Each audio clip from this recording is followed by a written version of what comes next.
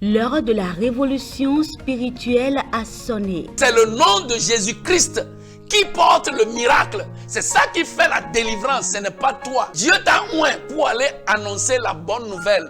Dieu ne t'a pas oint pour aller faire autre chose.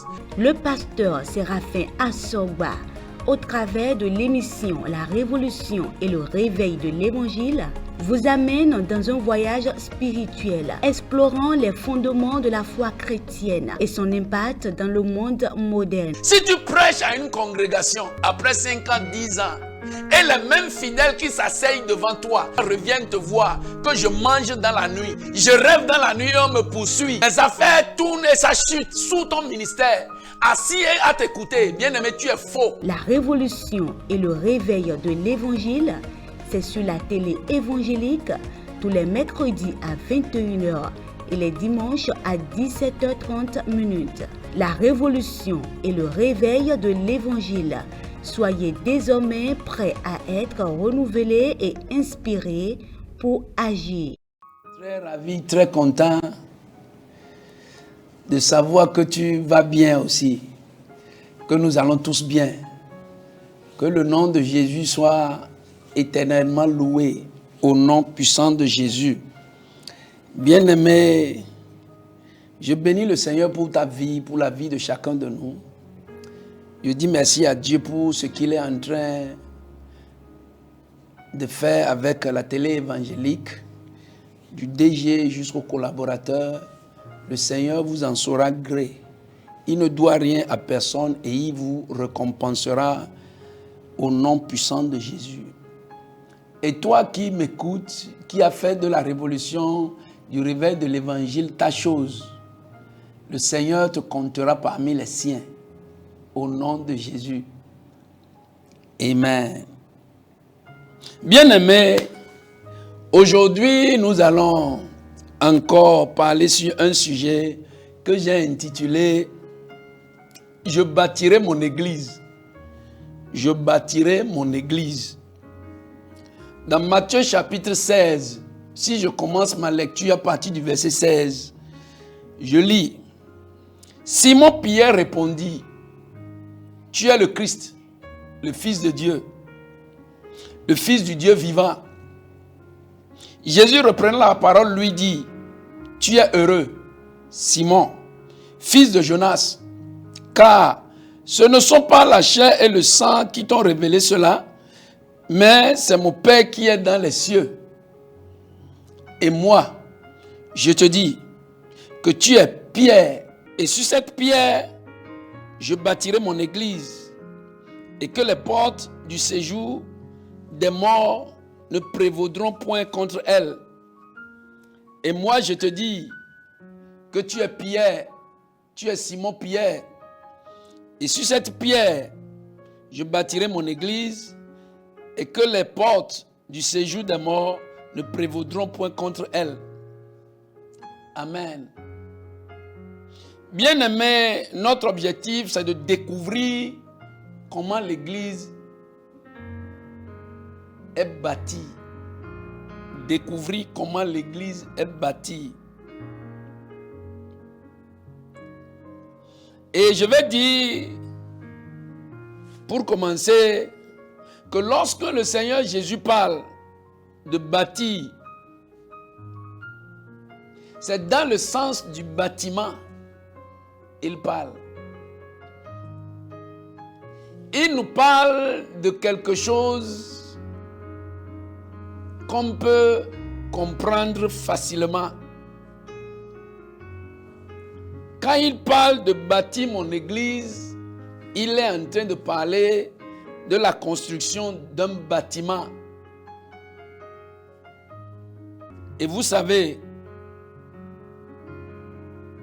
pour bâtir, il y a des matériaux indispensables qui doivent rentrer dans la construction d'un bâtiment dont on a besoin.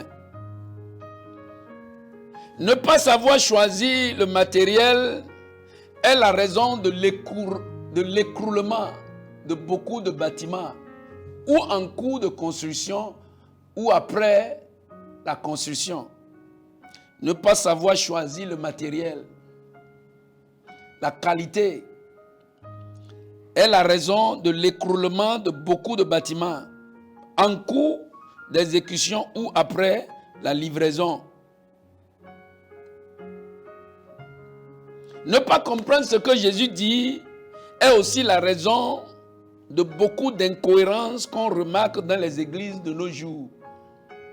On ne sait pas par où commencer, on ne sait pas par où finir. Ne pas savoir ce que Jésus dit est la raison de tous les désordres que nous constatons au niveau de cette institution religieuse. Lorsque ce n'est pas le plan et la méthode de Dieu, de Jésus qu'on suit, l'Église peut devenir une entreprise humaine. Lorsque ce n'est pas la méthode, le plan, les directives données par le Maître Jésus que nous suivons, l'Église peut devenir une entreprise humaine avec tout ce que nous constatons, nous voyons aujourd'hui. Alléluia. Bien-aimés, maintenant comment l'Église est bâtie? Je vais dire d'abord certaines choses qui sont beaucoup. Et ce sont ces choses-là, quand vous les remarquez quelque part, ça ce n'est pas l'église dont Jésus parle. Il dit, je bâtirai mon église et les portes du séjour de l'enfer ne prévaudront point contre elle. Mais il y a certaines choses, il y a certains indices. Quand vous les voyez, il faut vous dire en même temps que ça, ce n'est pas l'église dont Jésus parle. Numéro 1. Lorsque l'église est bâtie sur l'argent, et la raison pour laquelle on vous a invité à l'église, c'est venir pour être riche. Elle est mal bâtie. L'église qui est bâtie sur l'argent est mal bâtie. Lorsque l'église est bâtie sur la sagesse humaine, son éducation, sa connaissance, son intelligence, elle est mal bâtie. Lorsque l'église est bâtie sur la sagesse humaine, elle est mal bâtie.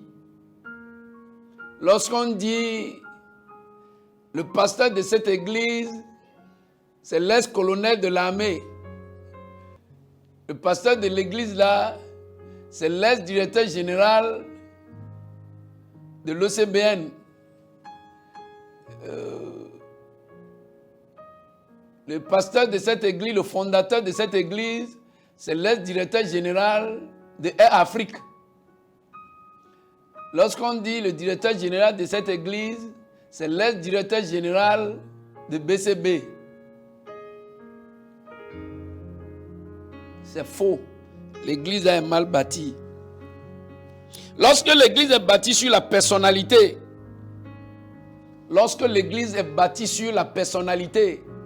le fondateur de cette église est l'ex-président de la République.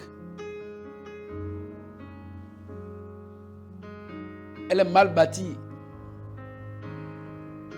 Lorsque l'église est bâtie sur une doctrine, ici on ne porte pas les boucles d'oreilles. Ce qui vous différencie, vous ne portez pas les boucles d'oreilles. Les colliers au cou, on ne met pas les mèches. Les femmes ne pèsent pas les oreilles. Ici on ne met pas les vernis. Ici voici comment on s'habille, voici comment on fait.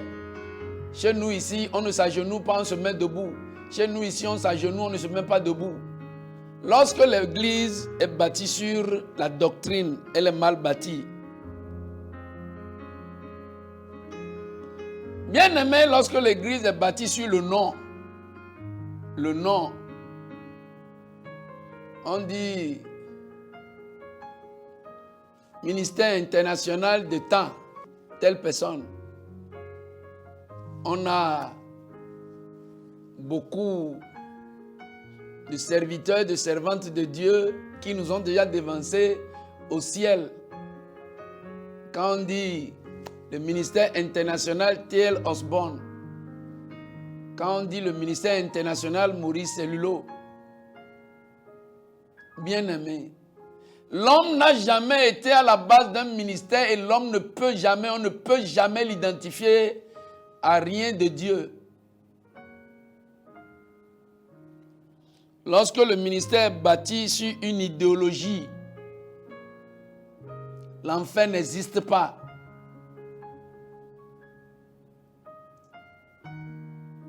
Ceux qui veulent rentrer au ciel sont déjà rentrés. La voie du ciel est déjà bouclée. Bien-aimés, tout est grâce. Vivez votre vie seulement. Jésus a déjà tout pardonné. Oui, il a tout pardonné.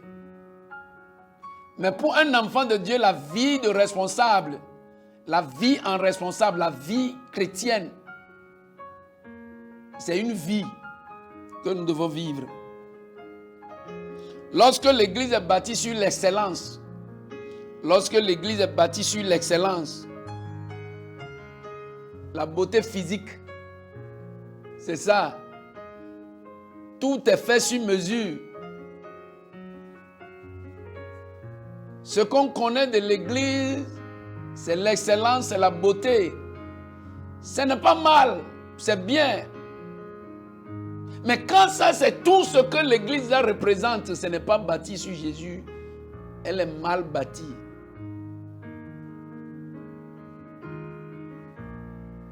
Bien-aimé, lorsque l'Église est bâtie sur les dons, lorsque l'Église est bâtie sur les dons, la raison qui a poussé à fonder l'Église, c'est à cause de la dîme, à cause des offrandes, à cause de la semence, à cause des premiers fruits, des milieux fruits, des derniers fruits. Bien-aimé, c'est une fausse église, c'est mal bâti. Lorsque l'église est bâtie sur les activités, beaucoup de séances de prière, beaucoup de séances d'intercession, beaucoup de séances, au bord de la mer, au bord de la lagune, 40 jours de prière par année, 20 jours de prière par mois, 3 jours de prière par semaine, tout ça. Lorsque c'est de ça que ça se fait, c'est faux.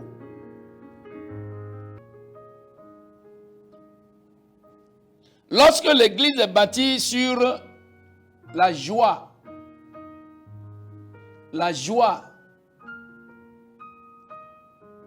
amen. Lorsque l'église est bâtie sur la joie, aujourd'hui on rassemble les fidèles et on amène des comédiens qui font des comédies, parlent en langue pour faire comédie, parlent du pasteur pour faire comédie, parlent de Jésus pour faire comédie. Et dans la salle où on reçoit la parole de Dieu, un comédien vient sur le pupitre et il fait la comédie, on rit. Et on invite les gens qu'un grand comédien vient à l'église. Pour eux, ils vont t'expliquer ce que c'est une manière de faire évangélisation. Ce n'est pas comme ça. Ce n'est pas une bonne église. Lorsque l'église est bâtie sur les talents,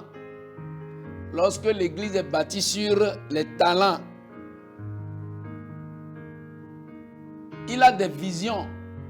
Quand il voit quelque chose, il vous dit ça arrive. Il est prophète. Il a des révélations. Et ces révélations sont précises. Lorsque l'église est bâtie sur la guérison, la délivrance, elle est fausse. Bien-aimés, lorsque l'église est bâtie sur le mensonge, les faux, la déception, le vol, les arnaques, bien-aimés, lorsque la raison pour laquelle l'église existe, c'est comment manipuler, fabriquer les témoignages, mentir à tout le monde.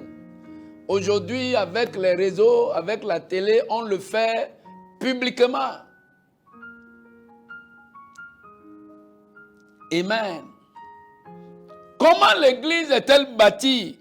Bien-aimés, nous allons lire la parole de Dieu dans Matthieu chapitre 21. Matthieu chapitre 21. Je lis le verset 42. Jésus leur dit: n'avez-vous jamais lu les Écritures? La pierre qu'ont rejetée ceux qui bâtissaient est devenue la principale de l'angle. C'est du Seigneur que cela est venu, et c'est un prodigue à nos yeux. C'est du Seigneur que cela vient, et c'est un prodigue à nos yeux. La pierre que les bâtisseurs ont rejetée est la principale pierre de l'angle. Bien-aimé, qui est cette pierre angulaire? C'est Jésus. Ça veut dire, à la fondation de toute vraie église, Jésus doit être là. C'est sur Jésus que l'église doit être bâtie. La pierre que les bâtisseurs ont rejetée sans le savoir, elle est la pierre indispensable. Sans elle, le bâtiment ne peut pas tenir. Et Jésus dit: je bâtirai mon église et les portes du séjour de l'enfer ne prévaudront contre elle à cause du bâtiment, à cause de la fondation. Bien-aimés, nous avons ce que nous avons aujourd'hui. Bien-aimés, les confusions, les tremblements, les cassures, les divisions, parce que le bâtiment est mal posé. La fondation a été faussée. La pierre angulaire n'est pas sous le bâtiment. Jésus est la pierre angulaire. Bien-aimé, il n'y a personne qui peut rassembler l'église aujourd'hui en son nom. Ça ne peut pas tenir. Si ça pouvait tenir, Jésus ne serait pas venu. Si ça pouvait tenir, Jésus ne serait pas venu. Bien-aimé, Jésus est la pierre angulaire et ça dit, quand vous rentrez à l'église, si c'est le chant, si c'est les paroles, si c'est le vent qui souffle, tout ce qui se passe à l'intérieur de là où Jésus est la fondation doit appeler son nom. Et là, il y a une cohésion. Amen. Bien-aimé, Jésus est la pierre angulaire. C'est lui la personne principale, indispensable de l'église. Sa fonction, son rôle sont essentiels dans son église. Dans son église. Jésus s'identifie à son église. Là où ça a été fondé par lui, sur lui. Il est la pierre angulaire, c'est lui le soubassement. L'église respire, l'église a sa source en Jésus. Tout part de lui, tout tourne autour de lui, tout revient à lui. Jésus est la pièce maîtresse dans le bâtiment de l'église. Il est la pièce maîtresse dans le bâtiment de l'église. Bien-aimé, lorsque ce n'est pas jalousie, par envie, lorsque c'est un certificat que vous avez eu et vous êtes allé poser quelque chose quelque part et les gens viennent, repentez-vous, ce n'est pas encore trop tard. Cassez tout et assurez-vous que vous avez mis Jésus en bas. Là, vous voulez remplir un bon ministère. Quand on rentre, ce n'est pas vous qu'on voit, on voit Jésus. Et quand il est en bas là-bas, il reçoit tous ses enfants, leur poids ne le font pas trembler. Le poids, le poids de tous ces gens-là qui rentrent ne fait pas trembler Jésus. Parce qu'il est bien posé et le bâtiment est bien posé. Et Jésus est là. Tout ce que vous apportez, ça devient un centre de solution. Ça devient une maison de réponse. Quand vous venez, et c'est lui qui est en bas, bien-aimé, dormez seulement. Il a le contrôle de tout, absolument. Il a le contrôle de tout, absolument. Bien-aimé, selon Jésus, l'Église est une construction spirituelle réalisée par Jésus seul et destinée à l'identification des nés de nouveau. Alléluia. Selon le Maître, l'Église, c'est une construction spirituelle réalisée par Jésus seul. C'est lui seul. Si l'Église est milliard dans le monde, Jésus seul est l'architecte. C'est lui seul. Bien-aimé, Jésus seul est le bâtisseur. La construction est réalisée par Jésus seul et destinée à identifier les nés de nouveau. C'est leur abri. C'est leur abri. C'est leur abri, c'est leur cachette, c'est leur lieu de paix, de joie. C'est là ils sont à l'aise. C'est leur lieu de renouvellement. C'est leur lieu de renforcement. C'est leur lieu de distribution de vie. Comment l'Église est-elle bâtie? Si nous lisons dans Éphésiens,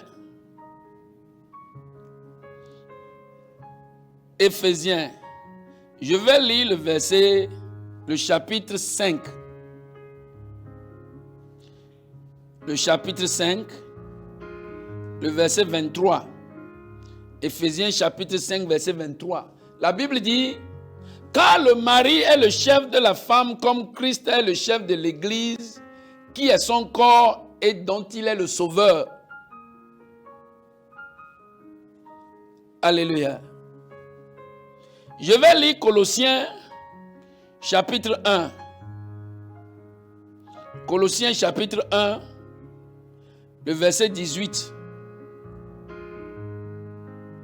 Colossiens 1, 18. La Bible dit, « Il est la tête du corps de l'Église. Il est la tête du corps de l'Église. Il est le commencement, le premier-né d'entre les morts, afin d'être en tout le premier-né. Car Dieu a voulu que toute la plénitude habitât en lui. » Bien-aimé, ce qui rend mon message très clair, Jésus étant la pierre angulaire, c'est de lui le bâtiment part. Et en haut à la tête, il est la tête, il est le chapeau. Ça veut dire, quand vous rentrez dans l'église, c'est Jésus qui vous couvre. Quand vous rentrez dans l'église, c'est en Jésus vous rentrez. Il est en bas, il est en haut. C'est lui qui soutient le bâtiment tient debout à cause de lui. Jésus est la pierre angulaire et il est la tête. À l'intérieur, il est le chef. Quand vous rentrez à l'église, vous rentrez, Jésus est la pierre angulaire. Vous rentrez dans l'église, il est le chef. En haut de l'église, il est la coiffure, il est la tête. Bien-aimé, il n'a pas laissé une place pour moi, Séraphin. Il n'a pas laissé une place pour l'église évangélique internationale de la route vers le ciel. Il n'a pas laissé une place à personne. Il a occupé toute la place. Il n'y a pas un lieu que Jésus a laissé à quelqu'un qu'il a dit ça c'est pour cette personne.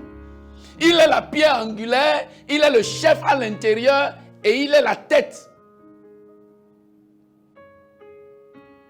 Bien-aimé, si c'est de l'église il s'agit, le rassemblement des nouveaux-nés qui travaillent, qui sont en route vers le ciel, si ce n'est pas un centre de motivation, si ce n'est pas un centre de coaching, si ce n'est pas un centre de tout ce que de pensée positive, si c'est l'église, bien aimé, Jésus est la pierre angulaire, il est le chef à l'intérieur et il est la tête. Tout part de lui, tout vient à lui et tout finit par lui. Tout finit en lui. Alléluia. Dans Éphésiens chapitre 4, Éphésiens chapitre 4, je vais lire le verset 15. Mais qu'en professant la vérité dans la charité, nous croissons à tous égards, nous croissions à tous égards en celui qui est le chef, Christ. Professant la vérité dans la charité, nous croissions à tous égards en celui qui est le chef. Bien-aimé, tout le monde ressemble à un chef. Si c'est Jésus le chef à l'intérieur de votre église, de l'église, quel qu'en soit ce que vous faites, vous allez le ressembler. Vous n'avez pas besoin d'effort. Vous n'avez pas besoin d'effort. Et l'homme ne peut pas faire l'effort pour plaire à Dieu. Bien-aimé, prêchez Jésus, nourrissez les enfants de Dieu avec le nom de Jésus, avec la parole de Jésus. Et ce que la parole de Dieu produit dans la vie de ces enfants arrivera à ces enfants-là. Alléluia. Bien-aimé, en conclusion, Jésus n'est pas l'église, il est le bâtisseur. Il n'est pas l'église, il est l'architecte. Jésus n'est pas l'église, il est le concepteur. Jésus n'est pas l'église, il est le propriétaire. Répète ça, il est le propriétaire. Où est Douagou? C'est pour lui l'église. Bien-aimé, Jésus, il est le propriétaire. C'est lui qui connaît l'église. Bien-aimé, si là où tu vas, ce n'est pas Jésus qui est le concepteur, il n'est pas l'architecte, si ce n'est pas bâti sur lui, s'il n'est pas le chef à l'intérieur, si ce n'est pas lui la coiffure, la tête, si ce n'est pas lui qui coiffe tout, bien-aimé, il faut revoir ta vie. Parce que le salut est personnel et ta vie avec Dieu dépend de toi et toi seul. Nous sommes tous bénis au nom puissant de Jésus. Nous sommes sur l'émission La Révolution et le Réveil de l'Évangile. Bien-aimé, je sais que tu es béni. Je sais que tu as écouté la parole de Dieu et tu as compris la parole et quelque chose a bougé en toi. Maintenant, nous allons prier. Dis Seigneur Jésus, j'ai écouté ta parole. Je l'ai bien compris. Maintenant, je prie. Au nom de Jésus, Seigneur, accorde-moi tes grâces afin que je puisse te servir en toi. Je puisse te servir dans ton lieu. Je puisse te servir là où tu règnes. Au nom puissant de Jésus. Bien-aimé, le Seigneur a exaucé déjà tes prières. Et je crois que tu es déjà repositionné. Tu es déjà visité. Tu es béni au nom puissant de Jésus. Bien-aimé, à la prochaine sur cette émission, La Révolution et le Réveil de l'Évangile.